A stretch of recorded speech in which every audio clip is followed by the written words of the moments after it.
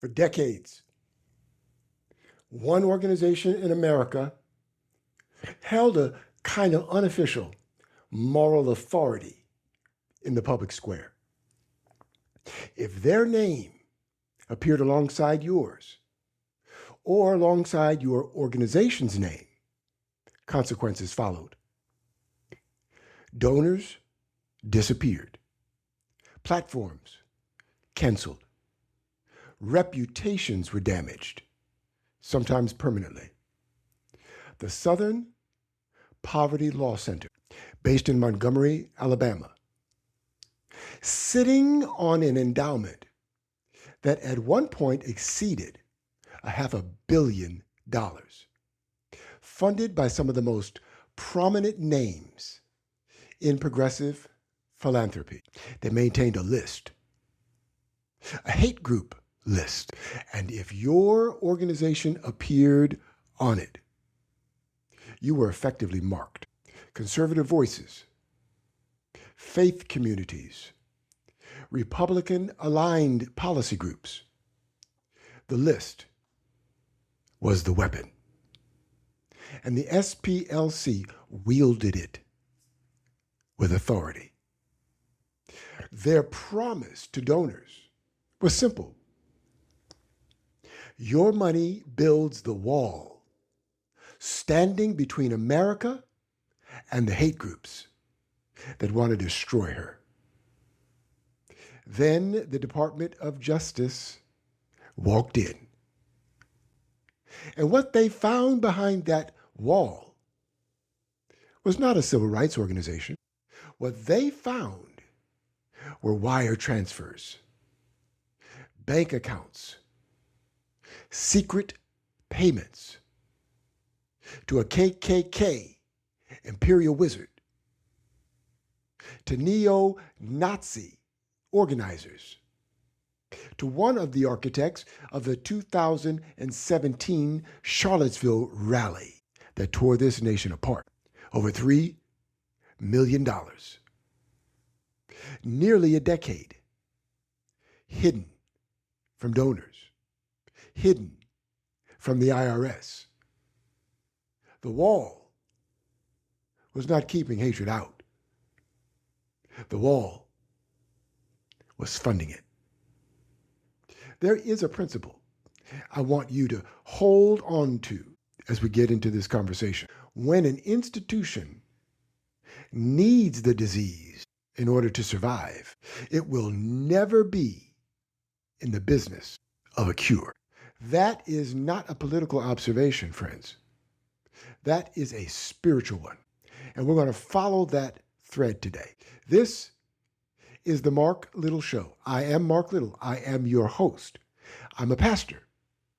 I'm a lawyer. And I'm a political commentator. We'll be right back.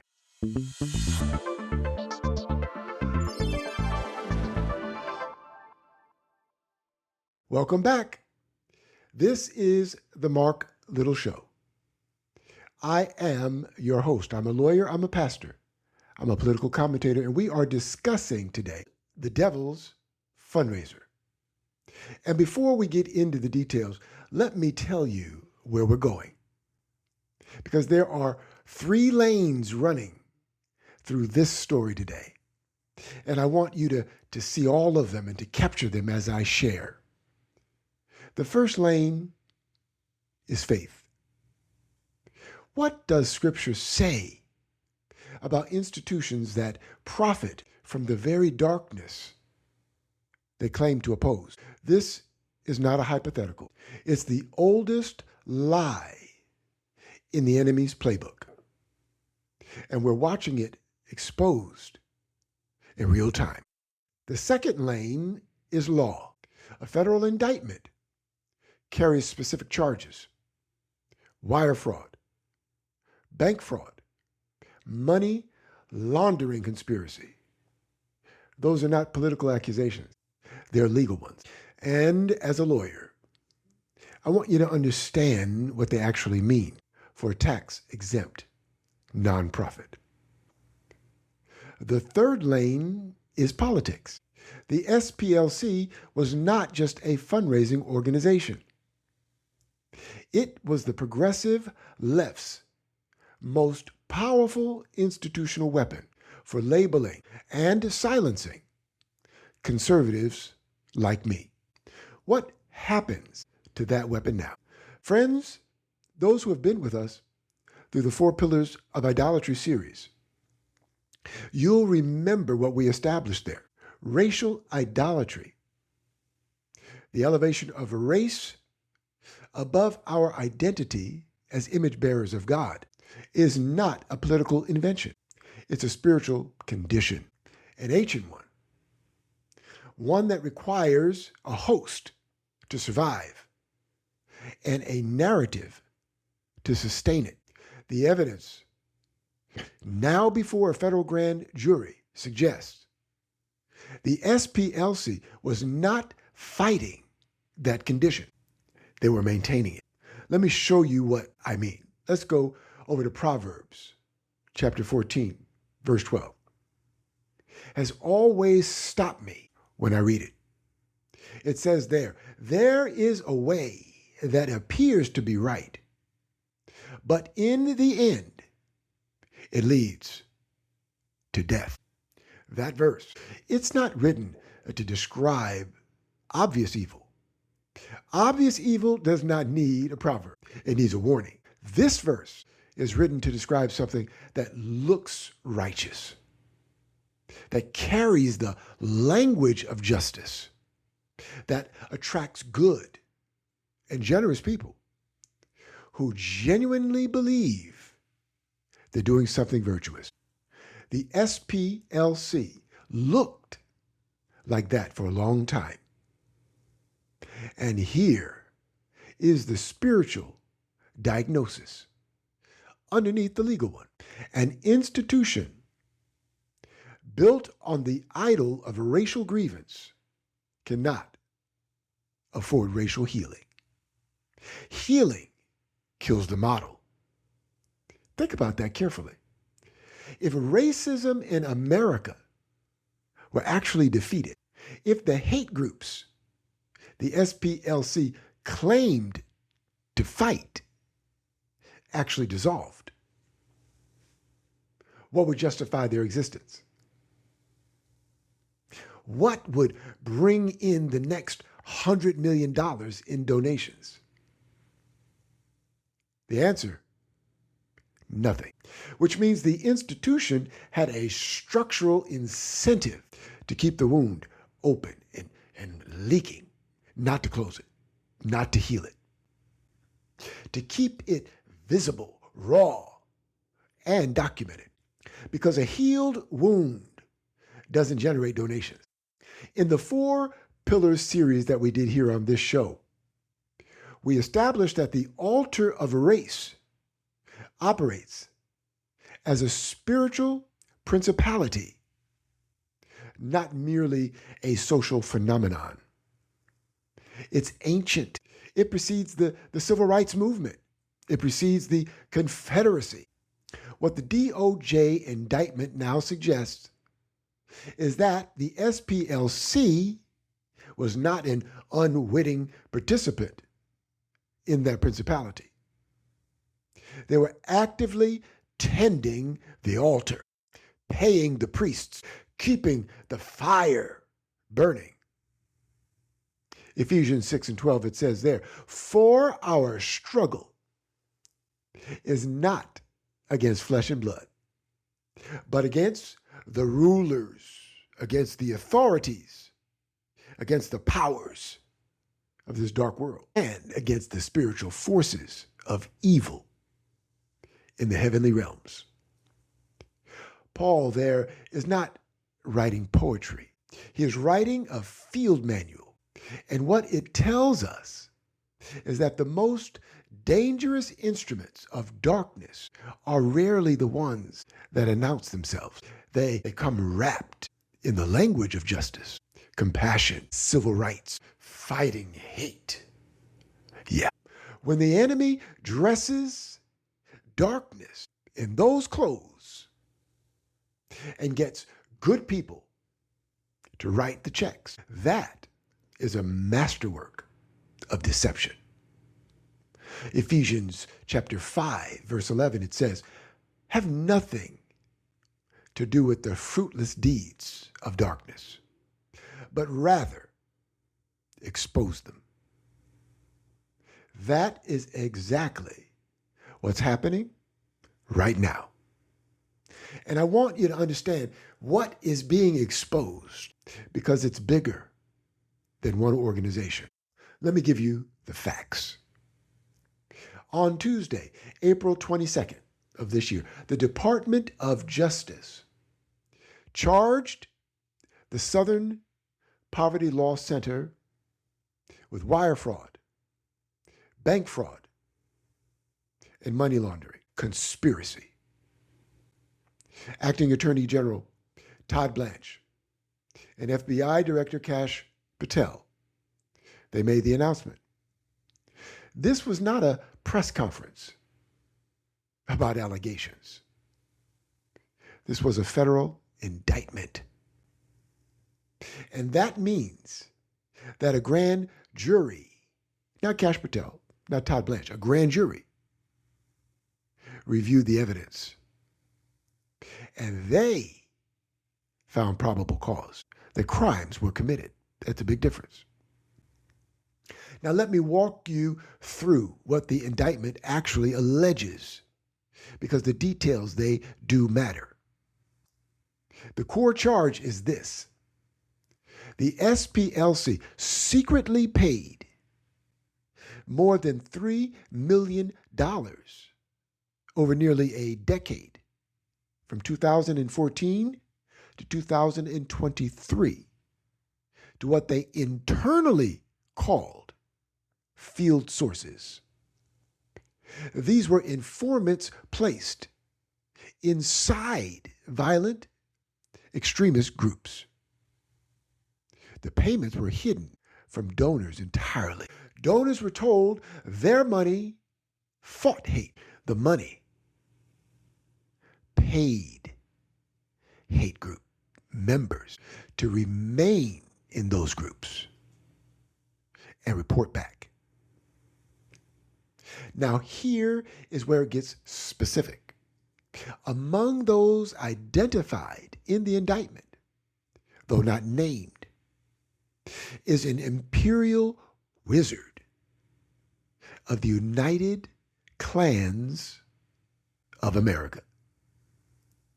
This is the same organization the SPLC itself identified in a 2013 article as responsible for the 1963 16th Street Baptist Church bombing in Birmingham. And that bombing killed 4 young black girls. The SPLC was publicly condemning this group, while privately writing checks to its leadership. One informant was embedded in the online leadership group organizing the 2017 Unite the Right rally in Charlottesville. The event that produced images of tiki torches, you remember, Nazi flags, and the death of a young woman named Heather Heyer. That was paid $270,000 by the SPLC between 2015 and 2023. And per the indictment, that informant posted racist content at the SPLC's direction. The SPLC's informant was helping organize Charlottesville while on their payroll. Let it sink in. A veteran informant from the neo-Nazi National Alliance, get this, received $1 million over the same period. There's money to be made here, y'all. At one point, this individual assisted the SPLC in stealing 25 boxes of documents from the extremist group's headquarters. The stolen documents then became the basis for a story published on the SPLC's own Hate Watch blog. Can't make it up. The SPLC then paid a second informant $6,000 to take the legal fall for their own theft. This is a criminal enterprise here. One former chairman of the National Alliance received $140,000 from the SPLC between 2016 and 2023, while simultaneously being featured as a subject of the SPLC's extremist files, publicly profiled as dangerous, privately on the payroll. Friends, I've been a lawyer for 32 years, and the legal principle that applies here is very straightforward. A 501c3 nonprofit, and I've run many, carries a legal duty of candor to its donors and to the Internal Revenue Service, the IRS. Charitable contributions can only be used for the purposes donors were told they were funding. The moment you take donor money that was given to fight hate and use it instead to secretly pay hate group leaders, that's not a bookkeeping error. That's wire fraud. The donors were duped. They were the victims of a scheme. At least that's what we believe at this point. America's first legal president, Gene Hamilton, a former DOJ official, said it well. He called this arrangement unprecedented. A tax-exempt nonprofit using charitable donor funds to pay informants inside violent extremist organizations. He likened it to paying an arsonist to help put out a fire. Sit with that image.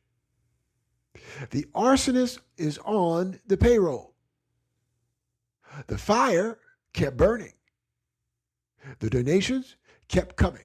And there is one more piece of this that I need you to hear before we take a break. During this same period, according to Freedom of Information Act records obtained by America First Legal, the Biden Justice Department's Civil Rights Division was actively soliciting the SPLC's advice on cases, inviting them to quarterly departmental meetings, granting them exclusive access to federal hate crime databases. The organization, now indicted for secretly funding hate group members, was simultaneously advising the federal government on civil rights enforcement. That is not a footnote. That's a headline. I'll be right back. This is the Marc Little Show.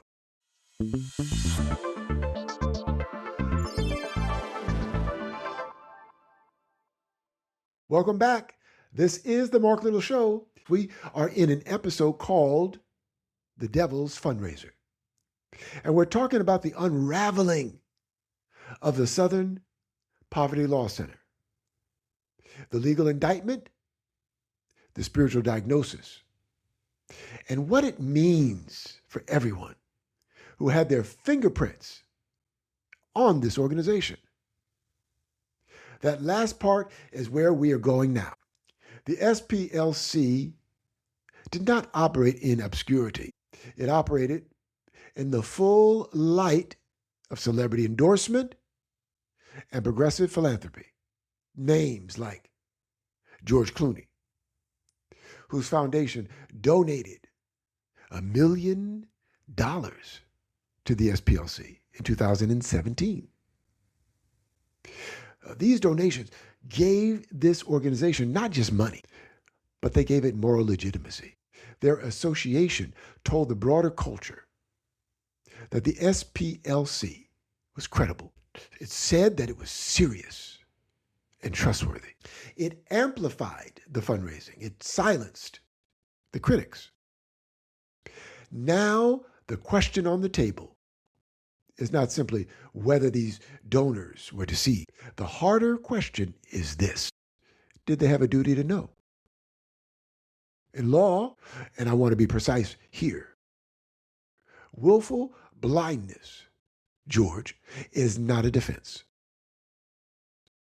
When you're a sophisticated donor writing 7-figure checks to an organization and you never conduct due diligence, you never examine the financials, never ask where the operational money is actually going, that's not naivete at that level. Not at that level of wealth and influence. It's not naivete. It's a choice. You chose not to know.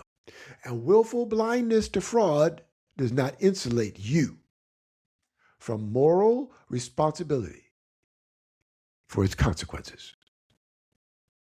The SPLC CEO, Brian Fair, responded to the indictment by claiming the organization is being politically targeted.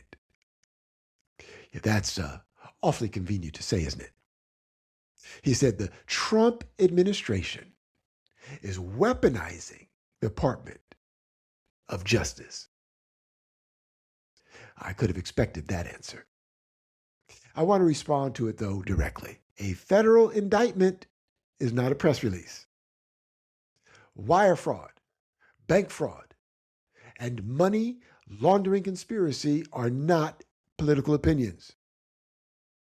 They're specific charges supported by a grand jury's findings of probable cause. The indictment describes conduct with dates.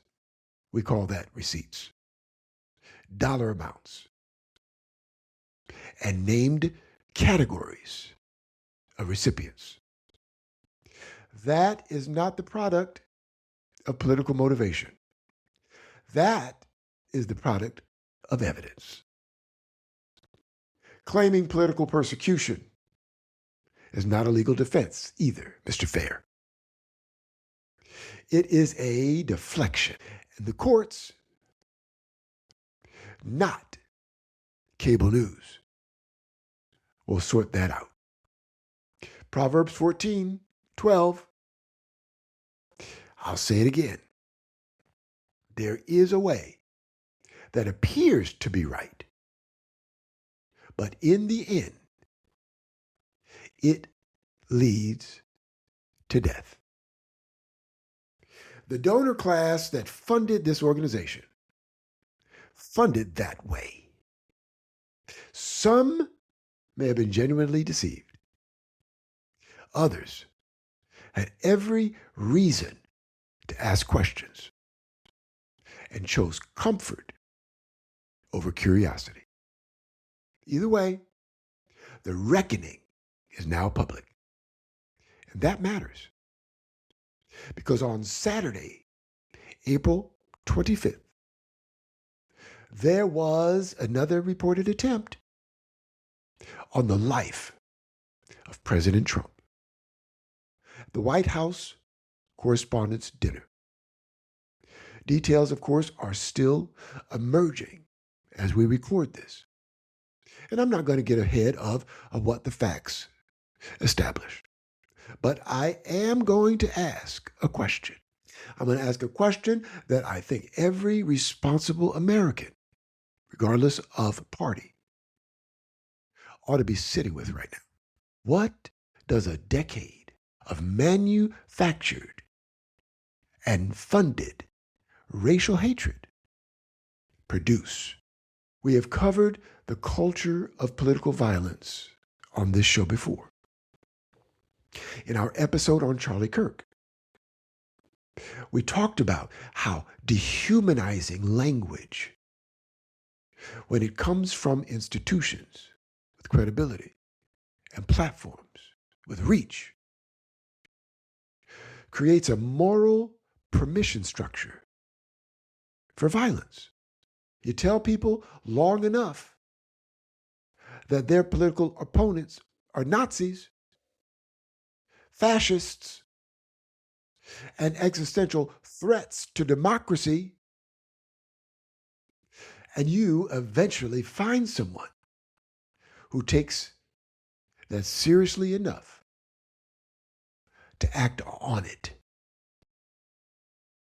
The SPLC was not a fringe operation. They were a respected institution. They advised the federal government, for Pete's sakes.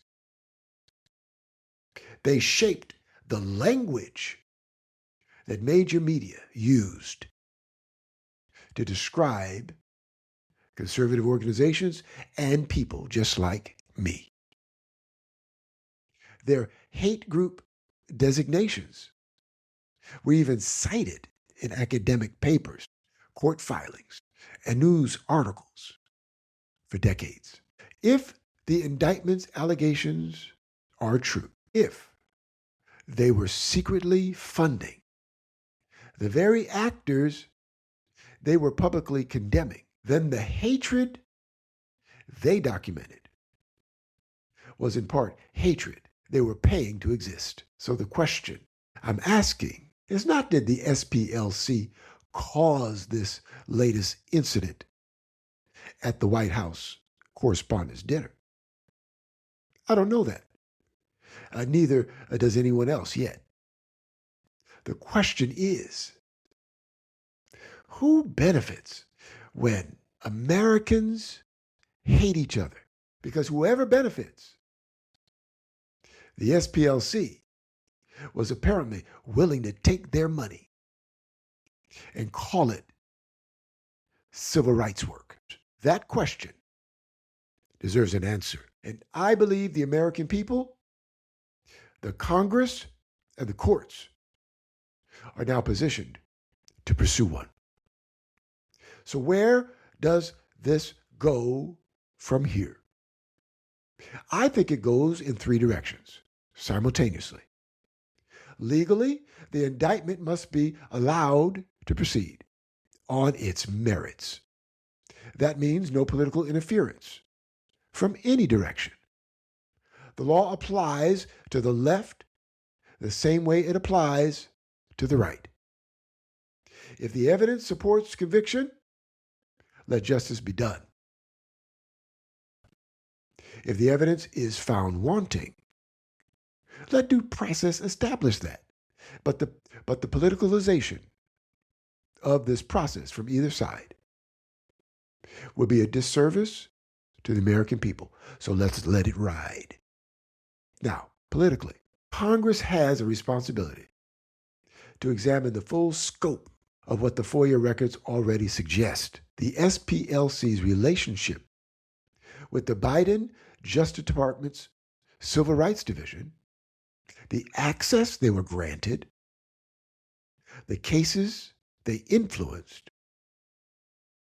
If a privately funded organization with a secret informant program was simultaneously shaping federal civil rights enforcement, that's a serious question about the integrity of that enforcement during that period, now spiritually. This is the one that matters most to me. The church has to stop outsourcing its moral authority to secular institutions. Friends, the SPLC flourished in part because the church went quiet. When we abandoned the public square, when we stopped speaking with biblical authority about justice and truth, and the dignity of every human being made in the image of God. Something always fills the vacuum. We don't have to live in that vacuum. We do not have to live in that vacuum. John 1 verse 5, it says, the light shines in the darkness, and the darkness has not overcome it. That's not a sentiment. It's not a feeling. It's a promise. And it holds even here, even now, even in the exposure of something this dark. The light always wins, but it has to show up. The light has to show up. This has been the Marc Little Show. I am Marc Little. I've been your host. Until next time, please stay in the light. Amen.